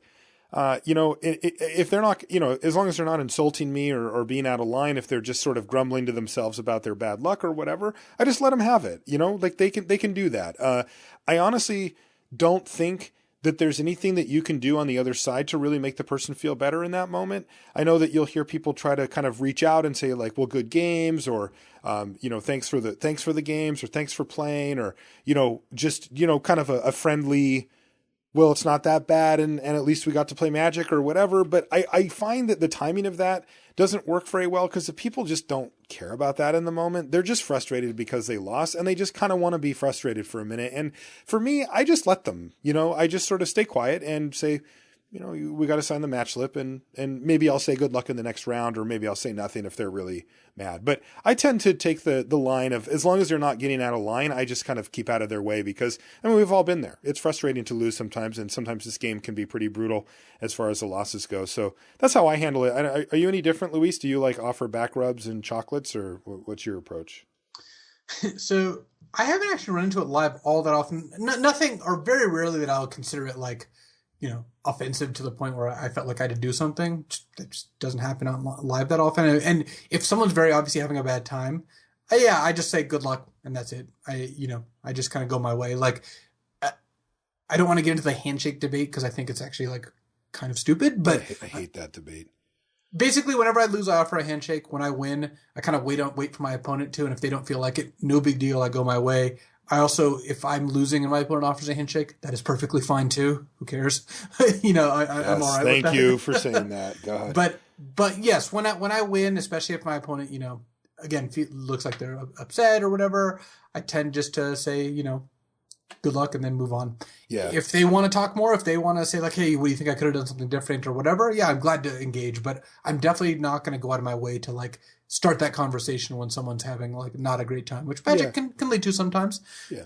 Online's a little different for me. I actually don't mind it when my opponents get really mad and start yelling things, because if they're the kind of person who's going to do that, then I like that they're getting worked up, because like they're having a worse time because they deserve it. Yeah, because they're trying to make your time worse, and you're not going to let them. I cannot fault anyone for just like ignoring and blocking and not liking that sort of thing, but when people yell at me, I just think it's very funny. I'm like, all right, this you is get great. A lot of value out of that. Yeah, I just remember like, God, the week after I got second at a Pro Tour playing Black White Tokens, I was just playing it online, and I beat someone, and they just started yelling at me about how I just copied the deck from Pro Tour, and how bad I was playing the deck, and how I should stop playing it, and I just lost it. It was just too funny. But that's really great. But I just it's like whatever. So. I wish people were good sports at all points. It's hard sometimes, and I know sometimes when I feel frustrated, I definitely don't take it out on my opponent, because I think that's just not a good thing to do. Basically, if I don't feel good about a match, if I feel like really frustrated, God, that match was so close, and I got lost, and I got so unlucky, I just kind of move on. Like I don't want to put that negativity onto my opponent. It's not their fault, and I've been into other situations so many times. Like obviously, you've been the recipient of your opponent getting mana screwed. That just happens, and there's no reason to like take it out on them. That they didn't do anything wrong. So I think that Magic would be better if people didn't give each other a hard time or get, super angry about matches. Like there's a fine line between frustration and anger. And I think one is a lot better than the other. Like, I just don't think you should get angry about it. Even though getting frustrated about it is fine. But what I tend to do is just kind of let people cool off on their own, just because I haven't, as someone who, I know when I feel bad about a match, I don't want really to talk a ton about it. So I assume most of my opponents are in the same boat. Yeah, I'm the same way. I actually just, for me, it just takes me just a couple of minutes to kind of process what happened. If I'm playing for something that's important to me and I lose, I usually just need like a minute. I don't need much. I'm an adult. I've taken, horrific beats at poker for a long time or whatever. It's not really going to get me, but I do need just a minute to, kind of let my brain kind of work through it and just sort of, okay, come to terms with, all right, I'm not going to win this tournament, or, I made a mistake that cost me the match, and now I have to kind of, accept that, okay, I made a mistake. Am I going to do it again? Or, what happened there, that kind of stuff. And I just need to process it. I think the one last thing about this is I do think it's better just to let the other people alone. I know that it can be tempting. Sometimes you feel bad for them, right? And you want to be like, hey, I'm really sorry about the mana screw or whatever. I find that it's better just to not say anything in those spots, even though it's well intended. The result is usually not what you want. Usually the people are just like, yeah, this happens to me every time. You're kind of just stoking the flames for them. And I think it's better to just sort of let them. Yeah. Also, like, I'm not sorry my opponents got mana screwed. Like, Yeah, that's I'm the not gonna other. lie to them. Sorry Like, about the mulligans. It's like, yeah, but you were like screaming 5-5-5 in your head while I was going, down. This is a conversation I've had many times. I would not play Magic and I would not go to Magic tournaments if there weren't some just awesome games, because that's what makes Magic worth coming back to. You want good games and you want, these close, fun, intense games. But also, when you're playing in a tournament, you're not going to turn down your opponent mulling to 5 and missing their third land drop. Like, that's just, you're going to be on the opposite side of it, so you want it to happen to your opponent some amount of times too. Yeah, it's that simple. And it's okay to be competitive. All right, our next one comes from Ted Meyer. Ted says, do you have any suggestions on how to handle drafting? You skipped the first part. He says, hey, do you have any suggestions on how to handle drafting with mixed or unclear signals? No, he said, thank you guys for a great show. Yeah, I did see that. I was just trying to get to the question here. Thank you, Ted. When you read it the other time. I did. And I read it the second time. He says, how do I realize what's happening as fast as possible? And how do I take advantage of or salvage the situation? For me, when I find myself in a draft where nothing makes sense, where I got a third pick, really good white card, and now it's just gone. And then I get a 7th pick card that's good in white that I just wasn't in. And I'm thinking, okay, were the packs just light? Did the people just not know what they're doing? Like, are they just passing these cards because, they just don't think that they're that good, or they valued something higher? Is it just some weird confluence of events that I can't really account for? Who knows? What I try to do is buckle down and try to be disciplined with my picks, where I do try to stick to something in that environment so that I can come away with a good playable deck, at least with enough playables, rather than trying to adjust over and over and over again and end up being the one that gets screwed over really bad coming out of the pack, where you're like in 3 colors evenly with even another card in a 4th color and you just have no idea where the draft is going. I'll take, if I feel like the packs have just been super weird, I will just try to kind of buckle down and take like solid playable cards, 2 2s for 2, stuff like that are in a color. I'll pick one of them and try to accumulate some number of a core color, even if the power level of the cards is pretty low. And even if I do feel like I'm passing some better stuff, I'll really try to at least get one sort of foundation going. And then sure, I can speculate on other picks as they come. But I do find that, when things are going weird in a draft, my natural inclination is to try to adjust to it. So then I'm like, okay, well, I guess blue is wide open. I got an 8th pick Whirler Rogue. I don't know how that happened, so I'm going to take it, even though there were no other good blue cards going around the table up until this point or whatever. And, that's my natural inclination. And I mean, that was an extreme example where I would actually do that. But, in general, I am willing to pass pretty good cards if it means that I get to start piling up enough cards so that I actually have playables. I don't want to get into the fray where I do have cards from 4 colors and I have no idea what direction the draft is going, because you do run out of playables and then you don't have a sideboard and you're scraping together some junkers for the end. And so I try to ratchet up my discipline a bit if I feel like the table is kind of crazy, because the one thing that you have to realize is that if everybody else is picking all these different colors and things aren't really settling in for you, it's probably not for them either. So the person with like the decent deck, the 2 color kind of solid deck usually gets to have a pretty good run at the people who are all over the map. I think that one of the ways you can kind of make your way through this confusion is try to figure out, what actually is happening, even though you're getting some inconsistent signals. Like, sometimes you will get a first pickable red card 5th, but have seen no red before that and no red after that, and you're just like, what is going on here? And sometimes just packs have 4 good red cards in them. So you have to just be aware that the things that we look for as benchmarks generally aren't rules. It's not like if you see a first pickable card 5th, that color's open. Sometimes it's just not true. And what I tend to do is in pack 1, I'll do a lot of jumping around, but I'll take stock at the end of pack 1 and then just try to see where I need to go from there. And sometimes you just have to pick. Sometimes you have 3 cards of a color, 2 cards of a color, and 4 cards of a color, and you just have to, at some point, pick 2 colors and run with it. You can go back and forth, you can waffle, but you just have to pick at some point. Otherwise, you will end up too short on playables. In actually my last draft in Detroit, I started green-black, opened a really good blue card, took it pack 2, pick 1, then took like 5 blue cards in a row. So at this point, I have 5 blue cards that are good, and the quality is really high. Like Whirler Rogue is the card I first picked. I got it separate as Void Mage. So I'm like pretty in on drafting blue. And then I had like 3 green cards, 3 black cards. I just had 2 picks in a row where I just took both green cards and just went in on that and just abandoned black completely, because even though I wasn't 100% sure which one I should go into, green or black, it was like deep into pack 2. I just had to pick one. I didn't really have the luxury of waiting around to see which was the most open. Right. I like what you said too about the fact that sometimes the packs just line up in very weird ways, and sometimes people make decisions that you wouldn't have made. And so it can seem like things are weird, but like I said earlier, view each pick as a data point. Don't view it as a defining, oh, this is now open. This it's not black and white. You don't get to just like check a box and now red's open because you got a sweet card 5th pick. It could have been a weird scenario where there was just 3 very good red cards in the pack and somebody didn't want one or whatever. And it happens. And that's a data point that you should pay attention to. You should say, now this is a signal. Like this is telling me that red might be very open. But again, it is just one data point. It doesn't, tick the checkbox that says this is for sure open.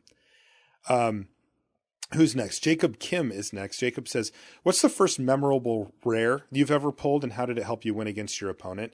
I'd be interested to see what LSV has to say, especially with his experience with older sets. Do you remember back that far? So I think literally the first draft, and I use in quotes, I ever did was like back in, it was close to like Homelands. Whoa. And it was a long time ago, and I have no clue what was the first rare I ever pulled. So I remember seeing the card like Darjan in the pack, or it's like some weird blue card. It's like 5 blue for like a 5/5 fish that like you have to sack 5 islands on your upkeep. No, you can only it's attack not, if you control 10 islands or something. Yeah, weird stuff like that. You can pay 2 blue to give a creature -0/-1. Something very, very bizarre. But but then you have to tap it. Yeah, I don't remember what my first rare was. I have to admit. Well, what was your first memorable rare? Like, is there an early rare that stands out to you in an early draft? See, again, I'm very different place than I think a lot of Magic players. I mean, the people who've been playing for so long, like, draft wasn't a thing that we did for a very long time, or at least what feels like a pretty long time. Like, I guess part of it was like I wasn't super competitive for a while. All right, I found the card Marjan. This is the first one I remember. I didn't end up taking it, but it is the first I remember. It's 5 blue for an 8/8. Summon Serpent. Does not untap during untap phase. Can't attack if the defending player controls no islands. If you don't have any islands, bury it. Blue, sacrifice a creature to untap it. Use this ability only during your upkeep. Blue, -1/-0 to end of turn. Marjan deals 1 damage to target attacking creature without flying. So it's just like a really clean, elegant design. Yeah, it's just basically beautiful. And the picture's like one of those like deep sea fishes with a little like, glowing thing about to eat like a whale, which is tiny in comparison. For the scale whale. Yes. So that is ridiculous. I mean, it's just funny. Like when you hear my answer, it's like it'll really clarify the difference in era. Yeah, so I'm going to call it cards. Marjan just for value. We'll call it that. The one for me that really stood out was a Johnny Vengeant. Just to put things into perspective. So we started playing Magic around the same time. Yeah. I actually started drafting during Shadowmoor Eventide, and I just don't remember. I didn't do that many drafts of it, so I don't remember, a specific rare off the top of my head. But I do remember going to the local shop, and one of the first drafts that I did at the local shop, and I opened a Johnny Vengeance. I remember thinking, like, oh, this thing looks cool. And I didn't really care about the card values at the time. I didn't really have a collection or really know. I just knew I liked to draft. But everybody in the shop was like, dude, that's a foil of Johnny Vengeance or whatever. And I was like, oh yeah. And I do remember it being very good. Despite me probably not having a full concept of how to use it, even I could point lightning helices in different directions and get some value out of that. I actually have a funny story about a Johnny Vengeant. So this is a PTQ, and it was a standard, and there's 2 players. This is back at the old like Superstars Game Center back in California when I used to live out there. So one player has a Johnny Vengeant on. This is, Planeswalkers have been out not for like a ton of years, like a year and some. So some people just didn't really know what they did still. And so this player, he's facing down on a Johnny Vengeant, and he goes like, well, he goes, first, lightning bolt your Johnny Vengeant. And his opponent's like, well, you can't do that. He's like, what do you mean? It's like, you can't target Dajani with Lightning Bolt, which is technically true. You have to Lightning Bolt your opponent, then redirect the damage, right? Right. So he calls the judge, and the judge is like, yes. He's like, how do I kill a Johnny Vengeance? The judge is like, I can't answer that. He's like, well, can I Lightning Bolt the Johnny Vengeance? The judge is like, no. Oh, no. And this is not good judging, by the way. I believe the judge could have done a better job here. I think so, too. Because he's like, well, how am I supposed to kill Planeswalkers? And the judge is like, the rules for Planeswalkers are really long. I can't read you all of them.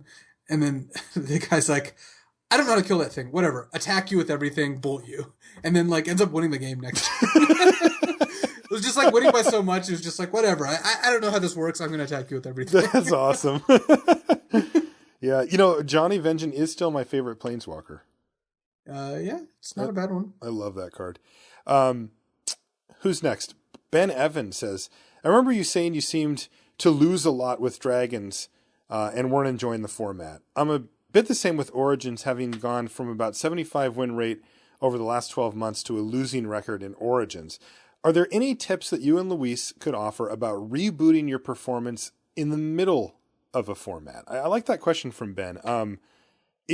It does speak to something that I think a lot of people have experienced, and I think a lot of our listeners experience too, which is that when the pre-release comes around, and you head out and you go to your pre-release, and then the next weekend maybe you get a draft or two in, and then it comes out on Magic Online, and you're doing the release events on there.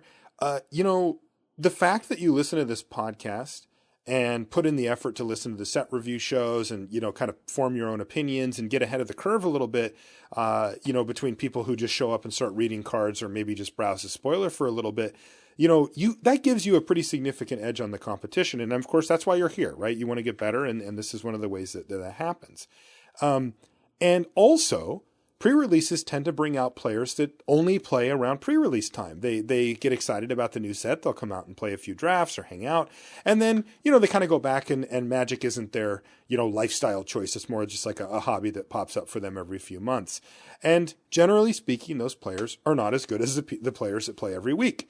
And so you get a combination of you being ahead of the curve and players who are not as good as the ones that you're normally playing against, who are also behind the curve. And that means that you're going to beat them a lot. And in the early part of the format, both online and live, you'll usually find that, a good prepared player has a much better win rate than they do by the time the dust settles and the less serious players aren't showing up in the numbers that they were before. And the rest of the world's kind of caught up, right? They've now had time to form their opinions. They've played their, whatever caustic caterpillars in the main deck and realized that this thing isn't really performing. And now they're not doing that anymore.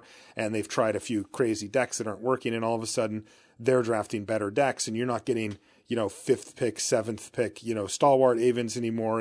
And things are evening out for you. And so, what Ben wants to know is, well, if you find yourself in this situation, how do you get out of it? How do you, take a snapshot here and go, I'm not really doing that well in the format.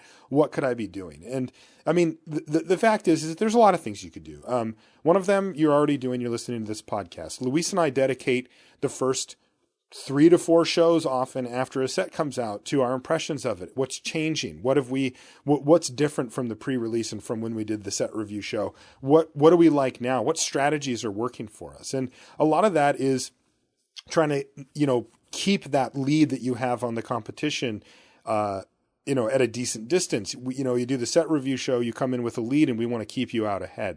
The other thing you can do is reevaluate your assumptions, right? I think that a lot of people get stuck in ruts where they kind of come to truths of a format where they'll say, well, white's the best color and blue and green are the worst and black's in the middle and red's the second best. And that's how I draft. And this card's good. And I'm going to keep doing this. And I think that they kind of don't give the drafting community enough credit for adjusting.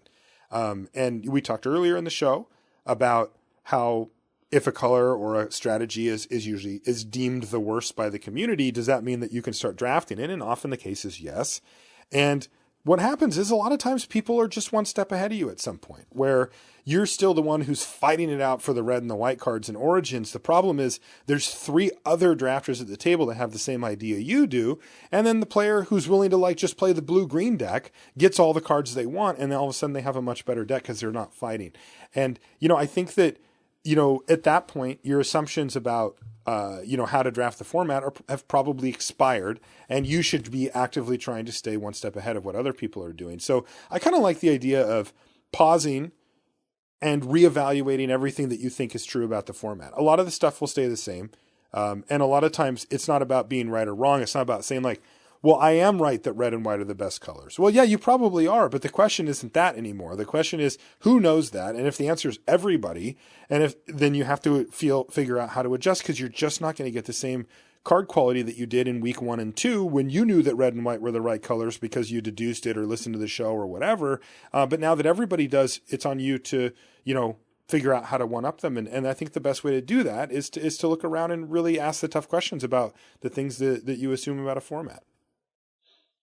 Yeah, I, for the most part, am happy to keep reevaluating what I'm doing. Just because if you're not doing that, I mean, you can't assume you just get everything right on the first week. Like, our set review might be spot on always, but other than that, it might be. Yeah. No, I mean, I think it's worth. We tend to, as the format progresses, go through the cards that we were, accurate or less accurate on. Some we're very far off on because just cards play differently in different formats, and just as long as you're constantly reevaluating just what you're doing and why you're doing it, I think you're going to get a better handle on things. For sure. Next is from Nitzen Popper. He says, "Hey, Marshall and Luis, we're just coming off of Cube on Magic Online, and we're actually going to be going back into it at some point in the not too distant future." He says, and being mostly a limited player, I have a difficult time drafting decks that are not fair in nature. I can't seem to understand how to make a combo deck work, and I find myself passing very powerful cards because I'm afraid of not making a good deck for them. How do you identify what to pair with the combo card? So this is a Cube question, and this is definitely part of the progression down, the path of Cube. Luis, I'm curious, you are somebody who is one of the best at this thing of like putting these crazy combo decks and understanding all the cards and all the interactions, where a lot of these aren't obvious if you're sort of if you come off of drafting Magic Origins and you go into the Cube, it is such a different experience. Like, it's not about just, saying, well, the 1-drops are a lot better. Now all of a sudden you can draft these crazy storm decks, and, maybe there's combo decks and there's these like extreme value decks and all this stuff. And, how do you recommend people make that transition from kind of drafting creature-based attack decks into some of the busted stuff that you can do in Cube? It's kind of a difficult transition. It's the sort of thing where I would, I guess, say take it in parts. Part of the reason that, I'm able to draft a lot of these decks in Cube is because I've drafted all these combinations so many times that I kind of know what cards, like when I take a card like Tinker, I know what all the like if you think of the big enablers as, just different points with a bunch of things radiating out of them. Tinker is sitting there in the middle, and the cards that radiate out of it are like cheap artifacts to sacrifice, big things like Summoning Titan to get, and, there's a lot of different options there. Same with like Wildfire is one of my favorite cards. And there you're like, yeah, you really want to take Planeswalkers and Signets and cards that survive Wildfire. And, counterspells and card draw, that sort of thing. And knowing all the different combinations or all the cards that synergize well with each card is a difficult task. So one way to start is like draft the more linear archetypes that have, more obvious solutions. Like draft like the green ramp deck that has, different elves and rampant growths and Kadama's Reach and ways to get more mana, and then big cards like Woodfall Primus and Terastodon and whatnot, and, Primeval Titan, that sort of thing. And you're like, well, that's not too difficult to put together, and you get a little more confident and you can figure out that. And then you move on to like just, like there's Splinter Twin, obviously. Splinter Twin, Kiki Jiki, Pestermite, and Deceiver Exarch, and Zealous Conscripts all go together well. So that's kind of a gimme. But figuring out like what all the intricacies are is, that's part of the fun. Discovering all those things is awesome. And I think that the more comfortable you get with Cube, the more likely you are to draft these kinds of decks. Yeah, my answer is very straightforward. Dive in. No fear. Be willing to lose a Cube draft, do a Swiss one or whatever, and just draft, just take crazy cards. Because I remember the first time I saw somebody play, a truly absurd Cube deck that it looks like a complete pile of garbage. Well, Cube is not limited.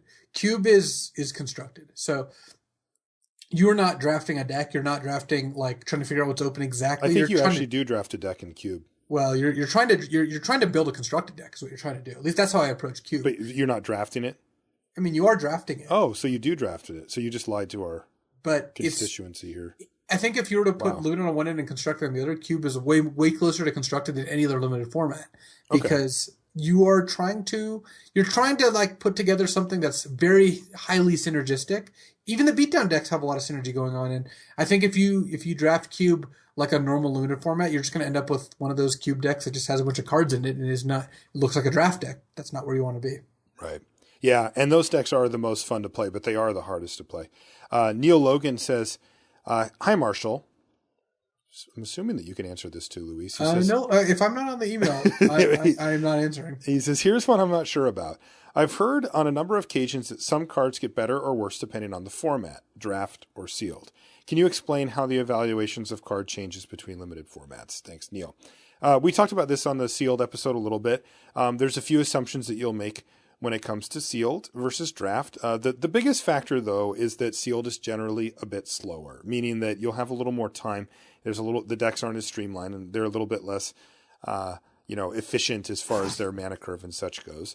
And so, when you want to look at the valuations between cards, you often want to look for that. If the game ends a turn slower, half a turn and a half, somewhere in that range, now all of a sudden your 6-drops start to become a lot more within range, and your 7s, if you have enough removal or enough setup, you can actually start casting them somewhat consistently. And so you want to skew that evaluation a little bit. Also, you have to realize that as a direct result of this way of thinking, that, I'm going to play my bigger, more expensive, bomby spells, everybody else is going to do that too. So now all of a sudden your card evaluations start to change in the sense that if people are trying to set up for these 6 and 7 drops or these decks that have this long game, well, you're going to need to have spells that interact with your opponent's long game. That means sometimes playing counter spells that you wouldn't normally play in draft because they're a little too timing specific and not efficient enough. But if it's the answer that you have for your opponent's bomb, then all of a sudden you're going to start playing that. And you kind of go down the line like that where, the main starting point for me is the fact that it's slower and that the decks aren't as consistently good, or I shouldn't say good, but they're not as consistent. They don't, play out in as consistent a manner as they do in draft. And so that kind of has a ripple effect on all the decisions that you make after. Like I said, the first order of business is, well, then I can play more expensive, more powerful spells. Okay, cool. And then the next order of business is, well, I got to be able to beat these. And you kind of go down the line like that. Yeah, in general, sealed is always just like a step or two slower than draft. That's a big difference. Yeah, and that's what makes cards like you mentioned, counter spells and more expensive things generally better. Yeah. All right, one more question here, Luis, and we're going to call it a show. Nicholas asks, he says, I think you covered this in the past, but I'll ask anyway. How much do you value keeping your combat tricks hidden from your opponent as much as possible, such as showing them in game 1 that you have a celestial flare, and then if you don't have anything better to do, represent that you have it in your hand during games 2 and 3 so that they make suboptimal plays trying to play around them? So this sounds like, how much do you value concealing information? The answer is very, very little. I basically will never do something that I think will lower my win percentage by any reasonable amount in order to conceal information, because it's just not worth it. The odds that your opponent plays differently because they know you have the card Celestial Flare in your deck are just not worth like risking losing a game which you're otherwise going to win. Especially since, good players are still going to play around Celestial Flare even if they didn't see it game 1. So yeah, I'm the same way. There has to be basically no downside for me to not do I don't show people stuff just for the sake of it. That's not smart.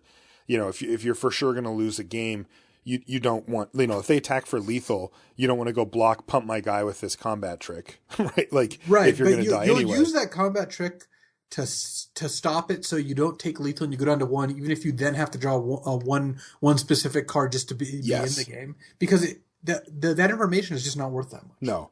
And I have that same thing. And I see people, I think it is a bit of fancy play syndrome when people try to go a little too deep on that.